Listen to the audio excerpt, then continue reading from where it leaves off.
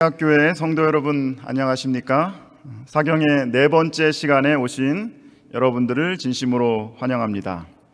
오늘은 남은 자손과 선악의 대쟁투 네 번째 시간입니다. 남은 자손의 사명이라고 하는 주제를 함께 살펴보도록 하겠습니다.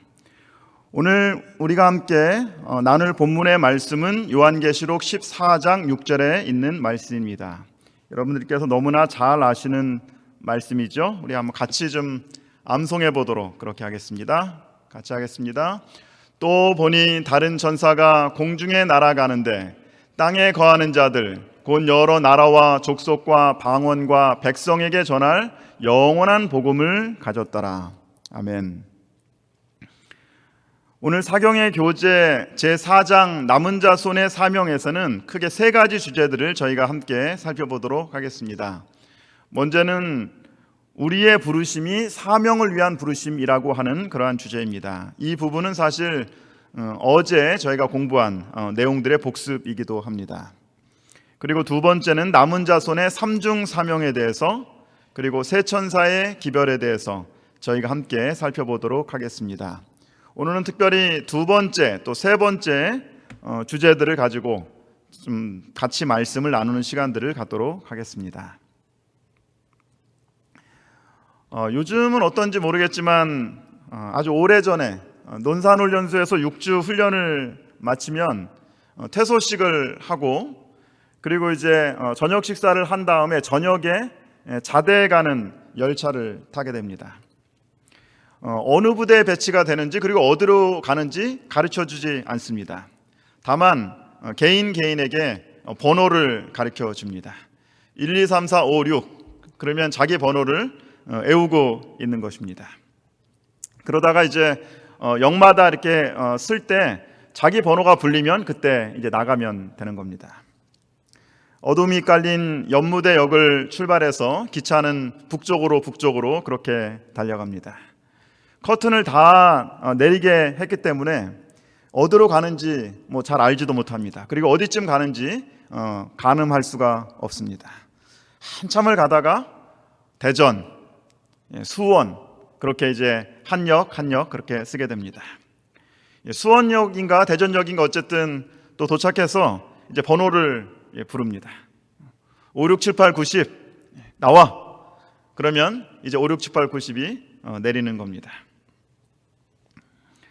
수원역인가에서 번호를 부르기 전에 하나님께 간절히 기도를 드렸습니다. 하나님, 여기에서 만약에 제 번호가 불리면 후방에서 군생활을 편하게 할 수 있으니 제 기도를 들어주십시오. 정말 간절히 기도를 드렸습니다. 그런데 제 번호는 불리지 않았습니다. 기차는 계속해서 밤새 북쪽으로 향해 갑니다. 서울쯤 온 것 같아요. 영동포역인지 용산역인지 잘 생각이 나지 않지만 또 기차가 멈추었습니다. 또 번호를 부릅니다. 하나님께 또 기도를 드립니다. 하나님, 이번에는 꼭 제 번호가 좀 불리게 해주십시오.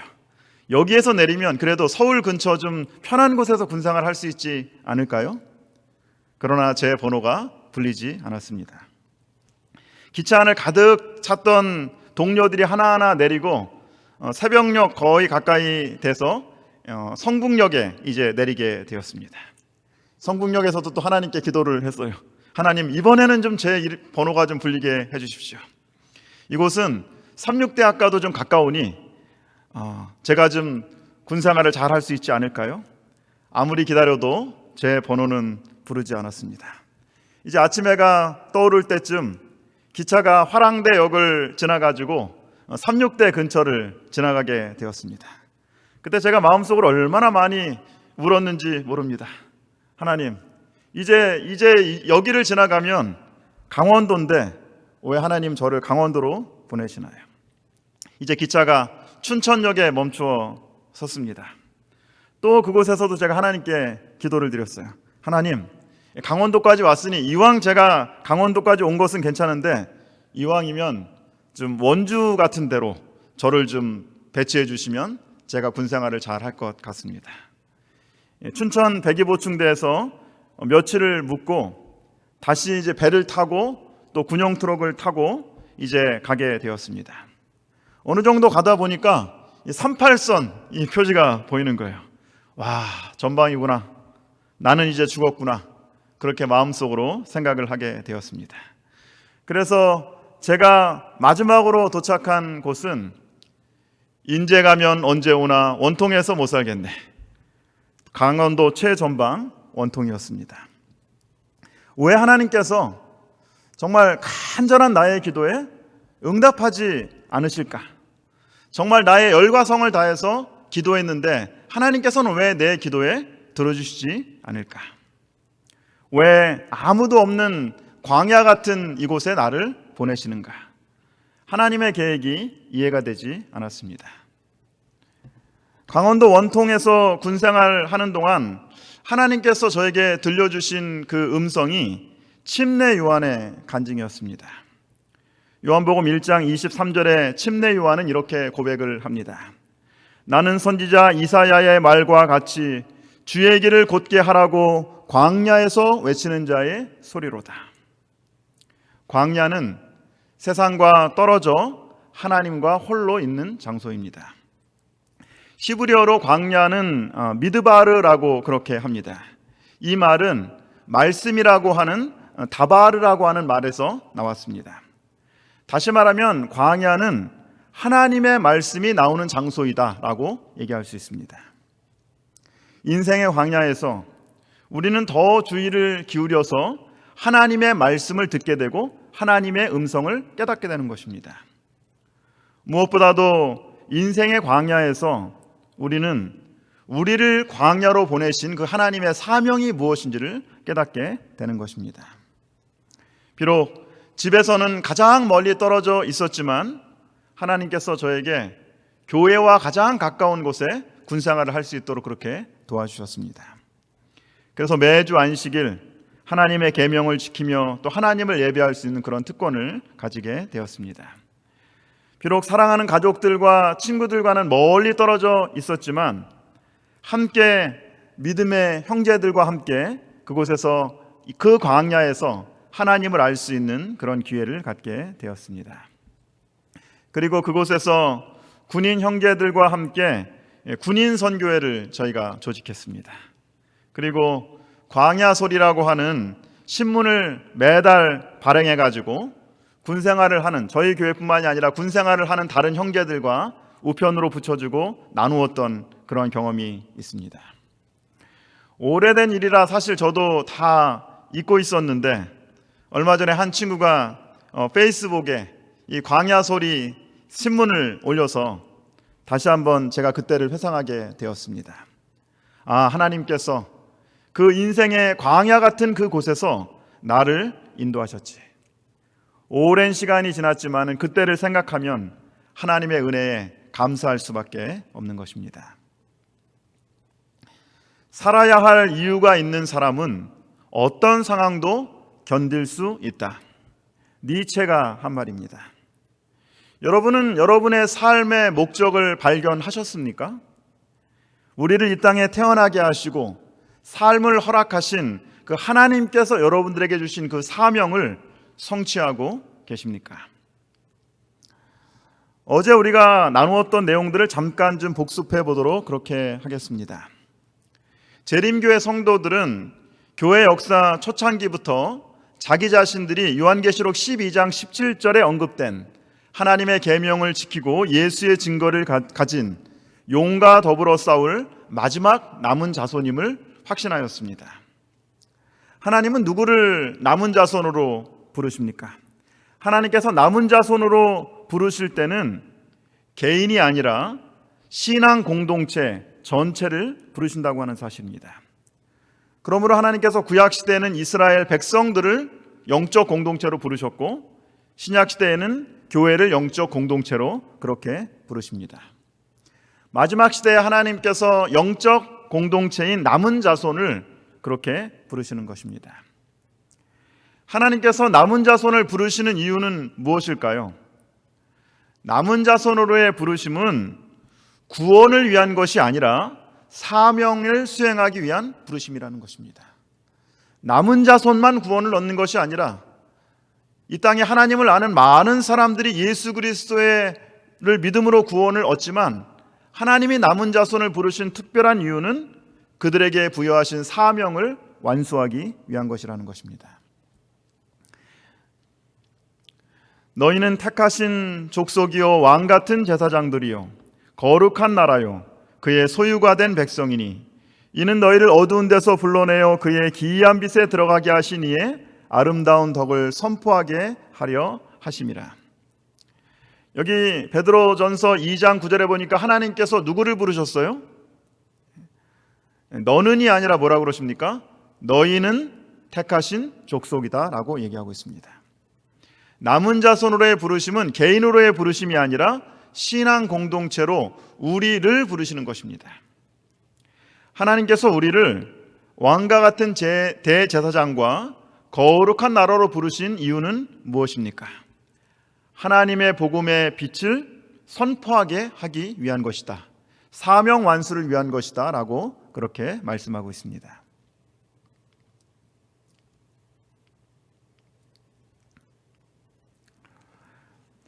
신학자이자 종교사회주의자 크리스토프 브룸할트는 이렇게 말을 했습니다. 그리스도인은 두 번의 회심이 필요하다. 한 번은 세상에서 예수님께로, 또 한 번은 예수 그리스도와 함께 세상으로 다시 나아가는 것이다. 물론 이 말은 그리스도인의 사회적인 책임을 강조한 말입니다. 그러나 우리는 이 말씀을 통해서 우리의 사명을 다시 한번 생각해 볼 수 있게 되는 것입니다. 구원과 축복을 위한 부르심이 첫 번째 부르심이라면 사명을 위한 보내심은 두 번째 부르심입니다. 첫 번째 부르심이 하나님을 향한 부르심이라면 두 번째 부르심은 세상을 향한 부르심입니다. 첫 번째 부르심이 은혜의 부르심이라면 두 번째 부르심은 순종으로의 부르심입니다. 우리는 하나님의 은혜로 예수 그리스도를 믿음으로 구원을 선물로 받았습니다. 이것이 바로 첫 번째 부르심입니다. 그리고 중요한 것은 구원받은 우리들이, 구원받은 사람들이 다시 세상을 향하여 보내심을 받는 것입니다. 이것을 바로 사명이라고 그렇게 얘기하고 있는 것입니다. 소명과 사명에 관한 이 주제는 이 안식일 시간에 저희가 남은 자손과 성화의 경험에서 다시 한번 여러분과 함께 나누도록 그렇게 하겠습니다. 마지막 시대의 용과 싸울 남은 자손의 특징은 요한계시록 12장 17절 그리고 14장 12절에 분명하게 언급되어 있습니다. 남은 자손의 세 가지 특징은 하나님의 계명을 지키는 것입니다. 예수의 증거를 가진 자들입니다. 그리고 마지막으로 예수의 믿음을 가진 것입니다. 하나하나 잠깐 다시 한번 살펴보도록 하겠습니다. 첫 번째, 마지막 시대 남은 자손은 하나님의 계명을 지키는 자들입니다. 하나님의 계명을 지키는 것은 우리가 구원의 조건이나 구원을 받는 방법이 아닙니다. 로마서 3장 28절에 있는 말씀입니다. 그러므로 사람이 의롭다 하심을 얻은 것은 율법의 행위에 있지 않고 믿음으로 되는 줄 우리가 인정하노라.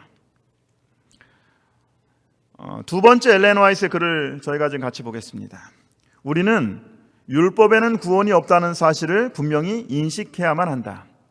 율법에는 구속의 속성이 존재하지 않는다. 구속은 그리스도의 피로써 이루어진다. 구원은 율법을 지킴으로써가 아니라 예수 그리스도의 피를 믿음으로 이루어지는 것입니다. 그러면 왜 마지막 시대의 남은 자손은 하나님의 계명을 지켜야 할까요? 왜 남은 자손은 하나님의 계명을 지킵니까? 로마서 3장 31절에 있는 말씀입니다. 그런즉 우리가 믿음으로 말미암아 율법을 파기하느냐? 그럴 수 없느니라. 도리어 율법을 굳게 세우느니라. 우리를 구원하는 그 믿음은 율법을 굳게 세우게 하는 믿음입니다. 남은 자손은 하나님의 율법이 하나님의 사랑의 품성이고 계시이기 때문에 하나님의 계명을 지킵니다. 대쟁투의 쟁점 중 하나가 하나님의 율법이라고 저희가 이야기를 했습니다. 그러므로 남은 자손은 하나님의 계명을 지키는 자들입니다. 소극적으로 그냥 구원을 얻기 위해서 나만 혼자 계명을 지키는 것이 아니라 적극적인 의미에서 하나님의 율법을 폐지하고 변경하려는 세력에 맞서서 하나님의 계명을 원래대로 높이고 보존하고 드러내는 사명을 완수하는 것이 바로 남은 자손이 하나님의 계명을 지키는 이유인 것입니다. 남은 자손의 두 번째 특징은 예수의 증거입니다. 재림교회는 요한계시록 12장 17절의 예수의 증거가 요한계시록 19장 10절의 대언의 영, 예언의 영이라는 말씀에 근거해서 엘렌 화이트를 통해 주신 특별한 기별이라고 저희는 그렇게 믿습니다. 그런데 중요한 것은 이 예언의 신은 엘렌 화이트를 통해서 주신 이 기별은 구원을 위한 지식을 주신 것이 아니라는 것입니다. 구원을 위한 지식은 이미 성경에서 하나님께서 우리에게 다 주셨습니다. 예언의 신의 목적은 사명 완수를 위한 지침서입니다. 마지막 시대의 사단과의 마지막 싸움에서 남은 자손이 어떻게 승리를 얻을 수 있는지에 대한 그 비결이 선지자를 통해서 예언의 신에서 우리에게 말씀하고 있는 것입니다. 남은 자손의 세 번째 특징은 예수의 믿음입니다. 예수의 믿음은 예수님께서 이 땅에서 소유하시고 행사하신 믿음입니다. 지난 시간에도 말씀드렸지만 이 예수의 믿음의 특징은 이 믿음이 안으로 향하는 믿음이 아니라 자기를 초월하는 믿음이라는 것입니다. 이 믿음이 내 자신, 내 가족에만 국한된 그런 믿음이 아니라 바로 자기 자신을 초월하여서 하나님과 다른 사람에게 향하는 믿음이라고 하는 것입니다.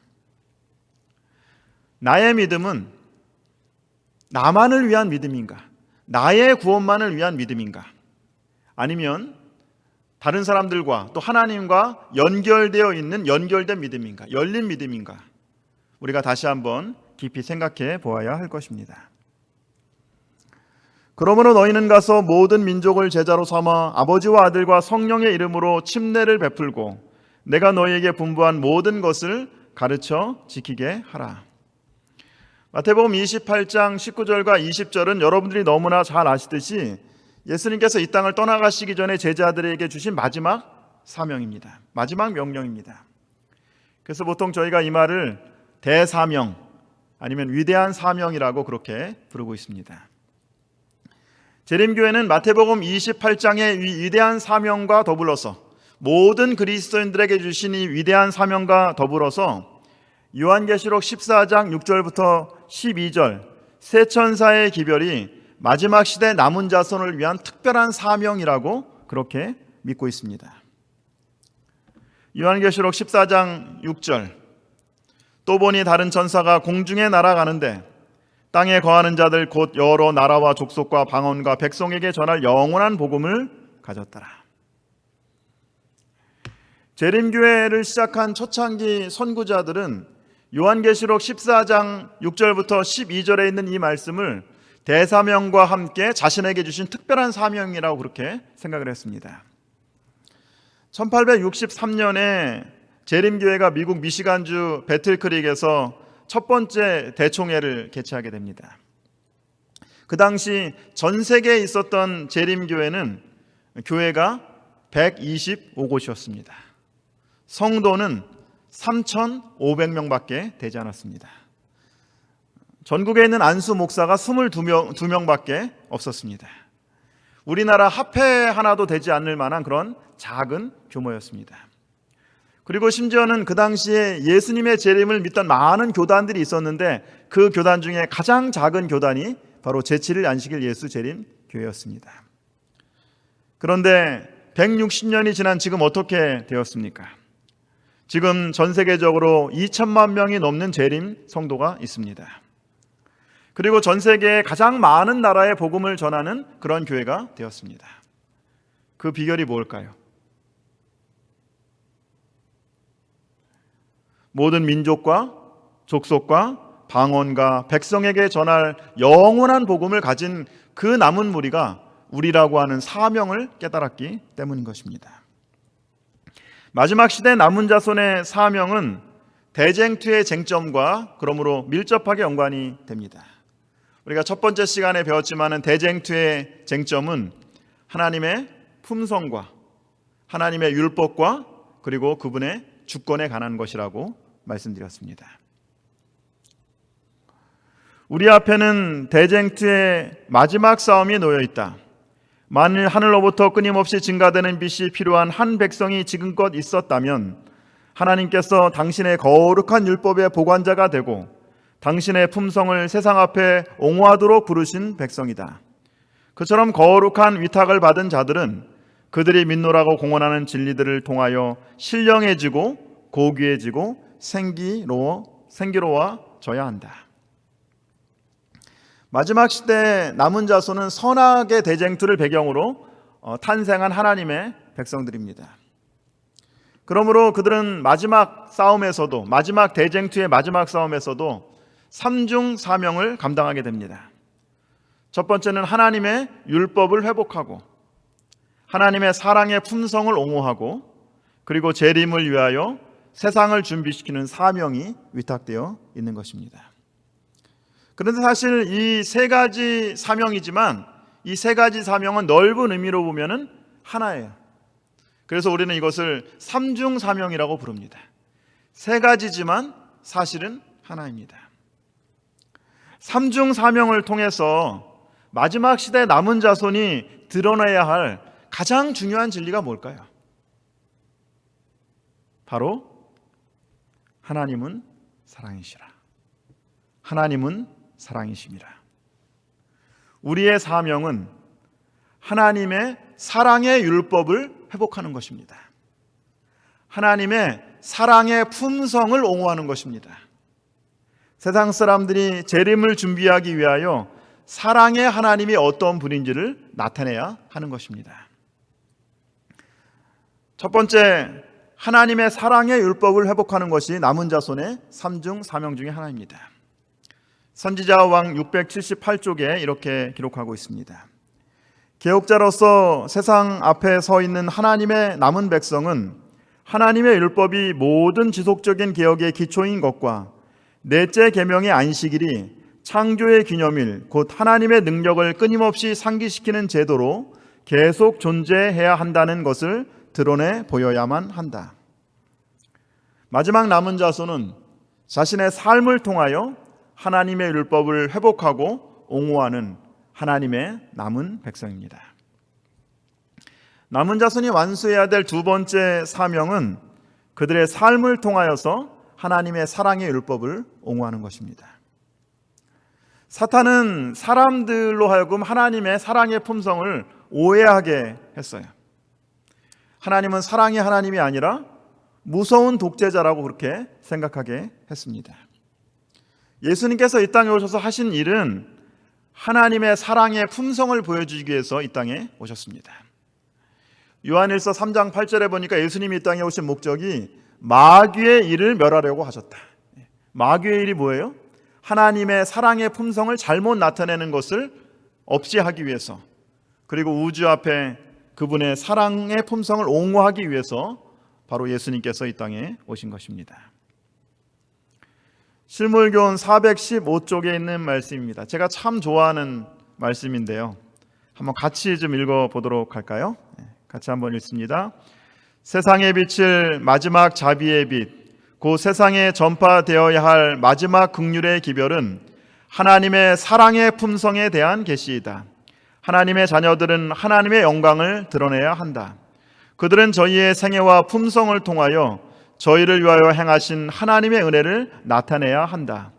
의의 태양광선이 선행, 곧 진실한 말과 거룩한 행실을 통하여 비추어지도록 되어 있다. 아멘. 마지막 시대에 남은 자손이 전해야 될 새 천사의 기별의 핵심은 우리의 삶과 품성을 통하여서 하나님의 사랑의 품성이 나타나는 것입니다. 우리의 말과 행동을 통하여 하나님의 사랑의 빛이 어두운 세상에 비치도록 하는 것입니다. 사람들은 우리가 무엇을 믿고 있는지보다 우리가 어떻게 사는지, 그리고 우리가 어떤 사람인지에 더 많은 관심을 가지고 있습니다. 우리의 예수 그리스도를 닮은, 하나님을 닮은 우리의 행동과 품성을 통해서 사람들이 하나님은 사랑이십니다, 라는 고백을 할 수 있게 되기를 간절히 바랍니다. 또 보니 다른 천사가 공중에 날아가는데 마지막 기별을 전하는 이 세 천사는 특별히 계시록에서 천사가 복수로 나올 때는 하나님의 기별자 사람을 가리킵니다. 재림교회는 세 천사의 기별을 전하는 그 세 천사들이 영적 공동체로 하나님의 성도를 표상한다고 그렇게 믿습니다. 재림을 위해서 세상을 준비시킨다고 하는 것은 그러면 무슨 의미가 있을까요? 요한계시록 14장은 세 천사의 기별은 예수님의 재림 직전에 그렇게 주어진 기별입니다. 14장 14절에 보니까는 흰구름 위에 인자가 낫을 가지고 오신다라고 하는 말씀이 있습니다. 다시 말하면 예수님의 재림의 간격입니다. 세 천사의 기별은 사람들로 하여금 예수님의 재림을 준비하도록 하는 그러한 기별입니다. 그렇다면 남은 자손이 재림을 위하여 세상을 준비시킨다고 하는 말은 무슨 의미가 있을까요? 흔히 우리는 선과 악의 대쟁투하면은 이 그림을 떠올립니다. 하늘에 전쟁이 있으니 미가엘과 그의 사자들이 용과 더불어 싸운다고 하니까 이 그림을 우리가 보여줍니다. 창세기 3장 15절에 여자의 후손은 내 머리를 상하게 할 것이요 너는 그의 발꿈치를 상하게 할 것이니라.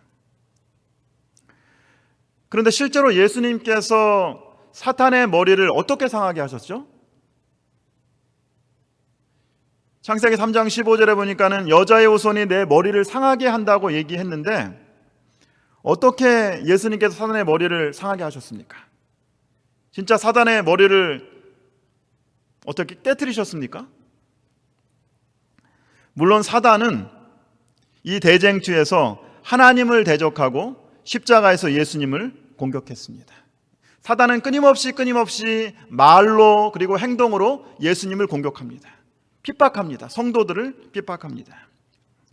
이것이 바로 우리가 생각하는 싸움이라고 하는 개념이에요. 우리는 보통 쟁투, 싸움하면은 뭐라고 생각하는 거냐면 누군가를 싸워서 이기는 것이라고 그렇게 생각을 합니다. 사단은 폭력으로 하나님을 대적하고 성도들을 핍박했습니다. 그리고 사단은 속임수로 진리의 오류를 섞는 방법으로 하나님을 대적하고 성도들을 핍박했습니다. 이게 우리가 생각하는 어떤 싸움에 대한 개념이에요. 내가 이기려면 다른 사람들을 어떻게 해야 되는 것입니까? 때려 눕혀야 되는 것입니다. 힘으로 상대방을 제압해내는 것입니다. 저도 사경의 말씀을 준비하고 지금까지 대쟁투에 대한 설교를 여러 번 하면서 제가 느낀 것은 실제로 예수님께서 사단의 머리를 깨트리셨다고 생각했어요. 물리적으로 예수님께서 사단의 머리를 깨트리셨다고 생각했어요. 사단이 예수님의 머리 위에 십자가를 씌우고 손과 발에 못을 했던 것처럼 똑같은 방법으로 예수님께서 사단의 머리를 그렇게 깨트리셨다고 생각했어요. 그런데 예수님께서 십자가에서 어떻게 사단의 머리를 상하게 하셨죠?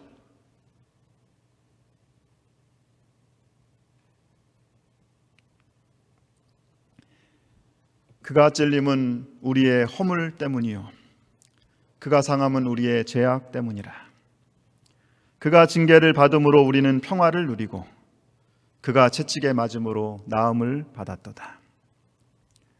하나님의 어린 양 예수 그리스도께서 우리를 위하여 대신 찔리시고 상하시고 채찍에 맞으시면서 죄인을 용서하시는 하나님의 자비를 보여주신 것입니다. 예수님은 폭력이 아니라 사랑으로 사탄의 머리를 깨뜨리셨습니다. 속임수가 아니라 자기 희생으로 사탄의 머리를 깨뜨리셨습니다. 선악의 대쟁투에서 예수 그리스도는 무력이 아니라 폭력이 아니라 하나님의 사랑의 위대함을 나타내셔서 사단의 교훈이 거짓이라는 것을 우리에게 보여주신 것입니다. 하나님은 사랑이십니다.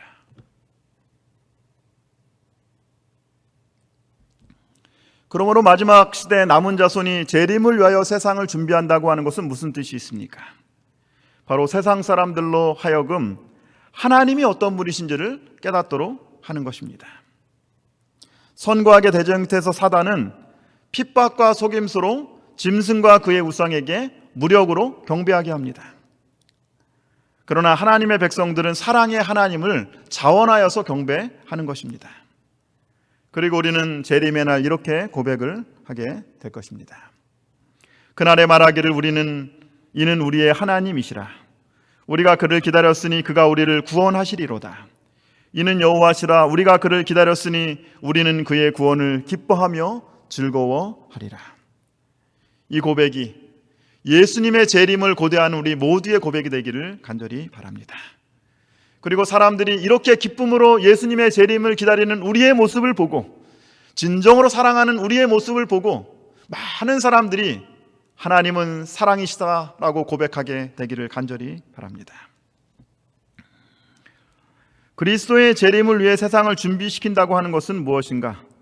이것은 바로 하나님께서 어떤 분이심을 우리에게 나타내는 것입니다. 이제 세 천사의 기별을 저희가 잠깐 좀 보도록 그렇게 하겠습니다. 요한계시록 14장 6절과 7절에 있는 말씀입니다. 또 내가 보니 다른 천사가 공중에 날아가는데 땅에 거하는 자들 곧 여러 나라와 족속과 방언과 백성에게 전할 영원한 복음을 가졌더라. 같이 읽습니다. 시작. 그가 큰 음성으로 가로되 하나님을 두려워하며 그에게 영광을 돌리라. 이는 그의 심판하실 시간이 이르렀음이니 하늘과 땅과 바다와 물들의 근원을 만드신 이를 경배하라 하더라. 아멘. 천사가 가지고 전하는 영원한 복음은 무엇입니까?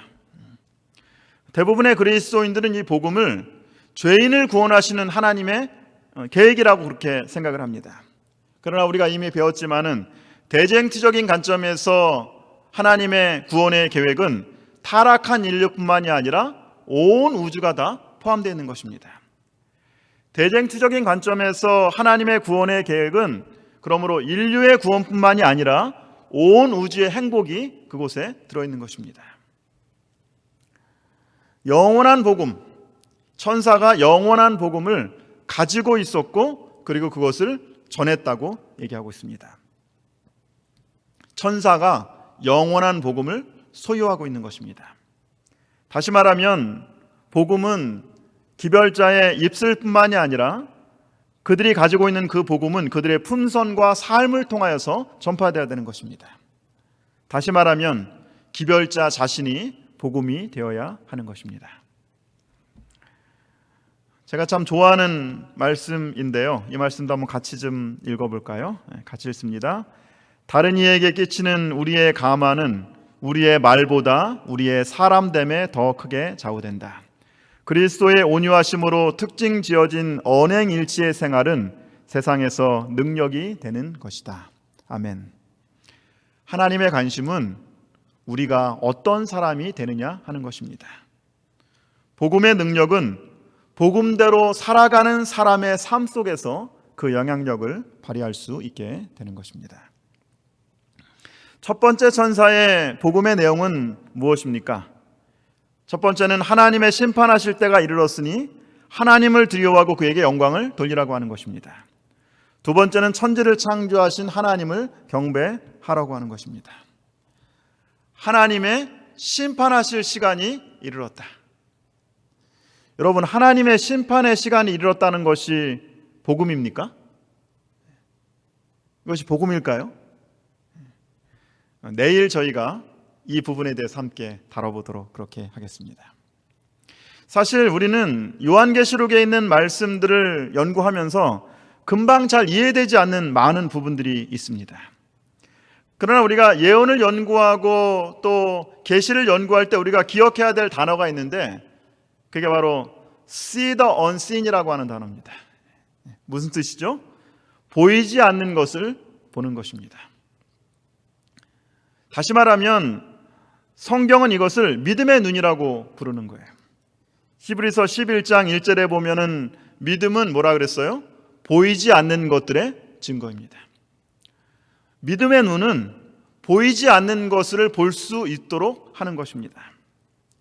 그러므로 우리가 내 경험, 내 생각이 아니라 하나님의 큰 그림을 깨닫기 위해서 하나님의 말씀을 부지런히 연구해야 되는 것입니다.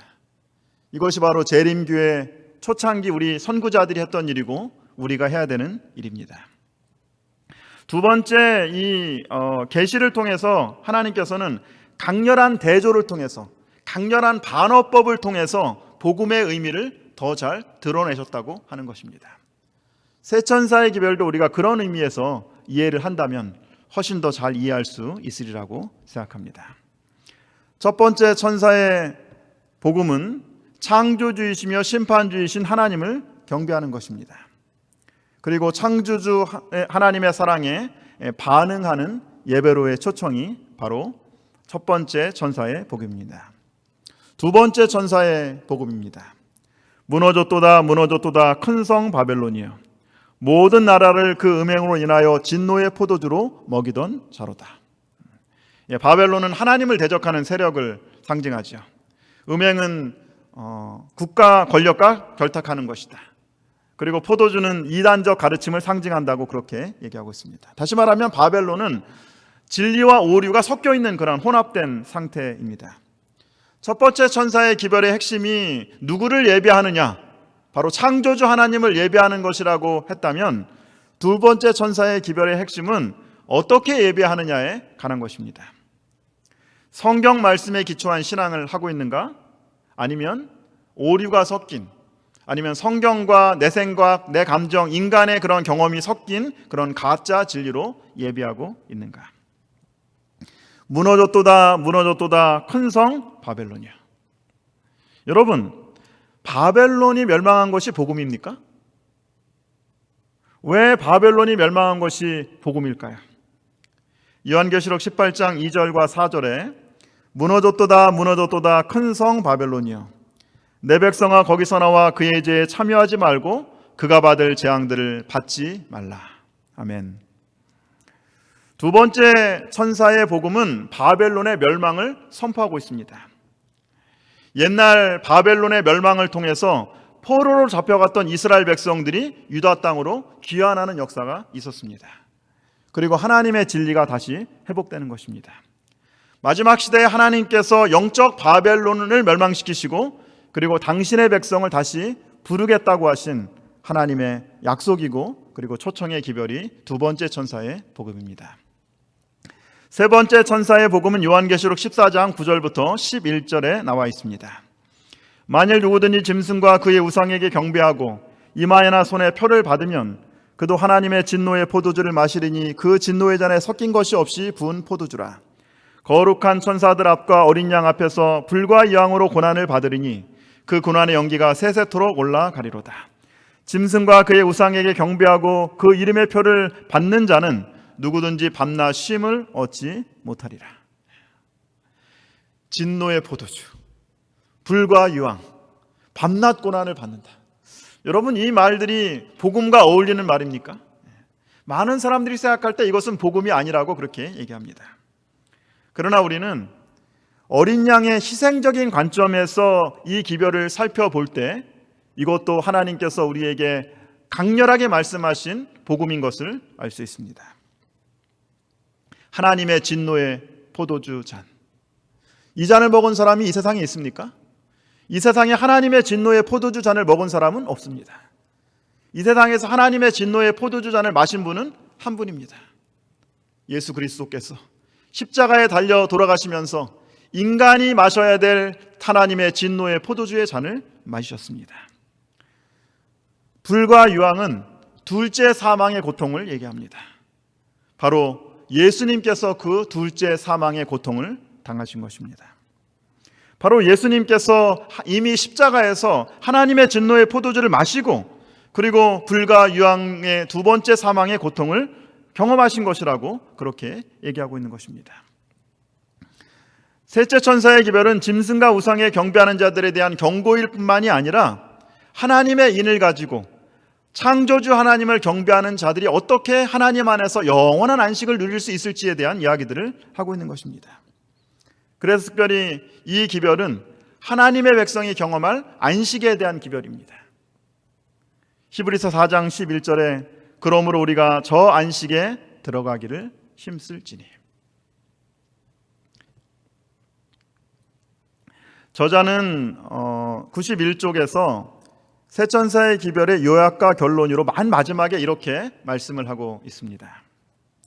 세 천사의 기별은 참 복음이다.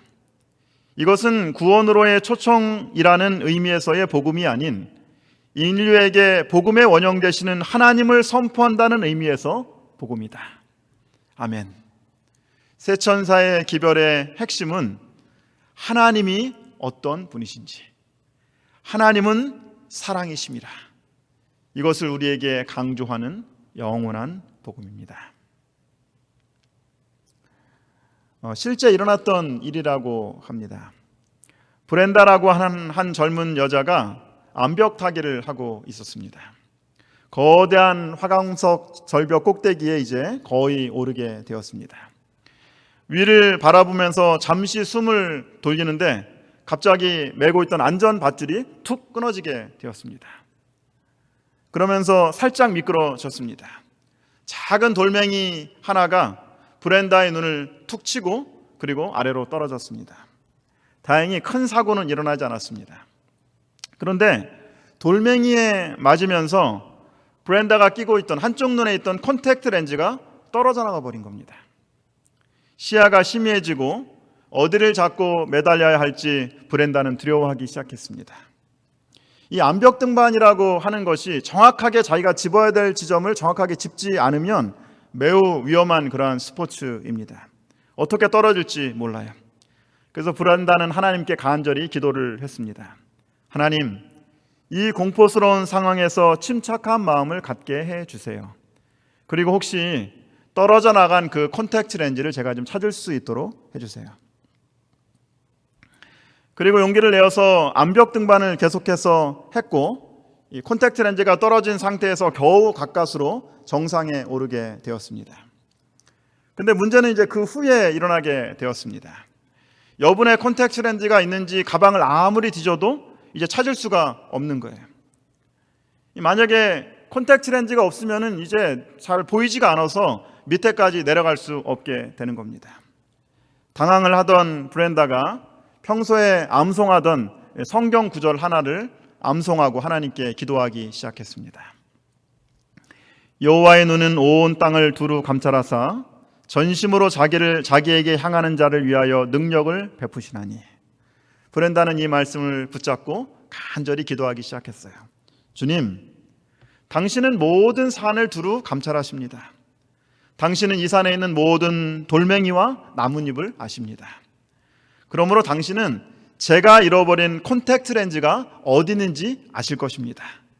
주님, 저를 도와주셔서 제가 잃어버린 그 콘택트 렌즈를 찾게 해주세요.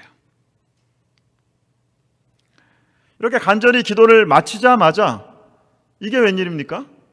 누군가 암벽 위에서 올라오던 한 암벽 등반자가 이렇게 외치는 것입니다. 누구 혹시 콘택트 렌즈 잊어버린 사람 없습니까? 여러분, 그 사람이 뭘 보았는지 아세요? 개미 한 마리가, 조그만 개미 한 마리가 브렌다가 떨어뜨린 그 콘택트 렌즈를 물고 가는 것을, 지고 가는 것을 보게 된 것입니다.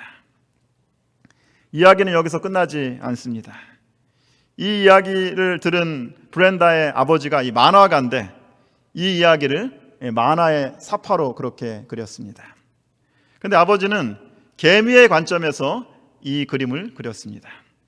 개미가 무거운 콘택트 렌즈를 지고 가면서 하나님께 이렇게 투덜거립니다. 주님, 저는 왜 당신이 이것을 지고 가게 하시는지 모르겠습니다. 이거는 먹을 수도 없습니다.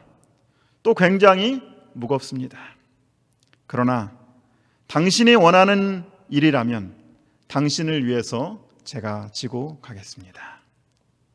사랑하는 여러분, 이것이 우리가 고백해야 될 우리의 기도와 간증이 되어야 하지 않겠습니까?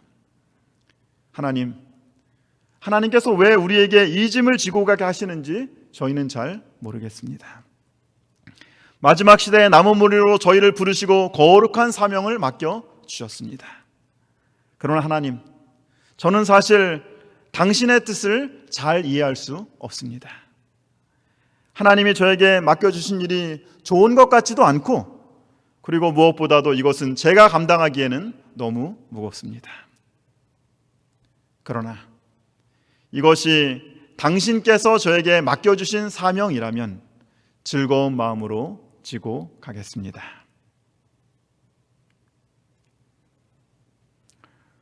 또 보니 다른 천사가 공중에 날아가는데 땅에 거하는 자들 곧 여러 나라와 족속과 방언과 백성에게 전할 영원한 복음을 가졌더라. 남은 자손의 삼중 사명은 무엇입니까? 하나님은 사랑이시라. 하나님의 사랑의 율법을 회복하고 하나님의 사랑의 품성을 옹호하고 세상 사람들에게 예수님의 재림을 위하여 사랑의 하나님을 나타내는 것, 이것이 바로 남은 자손의 삼중 사명입니다. 새 천사의 기별의 핵심은 무엇입니까? 영원한 복음은 온 우주의 행복을 위해서 하나님께서 우리에게 주신 것입니다. 그러므로 창조주 하나님을 경배하라고 하는 것입니다. 그리고 또 바벨론에 대한 심판과 함께 하나님의 백성을 그곳에서 나오게 하라는 하나님의 호소의 기별입니다. 짐승과 우상에 경배하는 자에게 대한 경고인과 아울러서 창조주 하나님을 경배하는 자에게 주실 하나님의 영원한 안식에 대한 초청을 하나님께서 하고 계시는 것입니다. 다시 말하면 새 천사의 기별을 통해서 우리는 하나님은 어떤 분이신지, 더 구체적으로 말하면 하나님은 사랑이시라는 사실들을 다른 사람들에게 전하고 우리가 다시 한번 깨닫게 되는 것입니다. 하나님은 사랑이시라. 우리의 사명과 우리의 기별을 통하여 우리가 이 사실들을 깨닫고 그리고 많은 사람들에게 하나님이 사랑이심을 전파하는 저와 여러분들이 되시기를 간절히 바라면서 말씀을 마치도록 하겠습니다.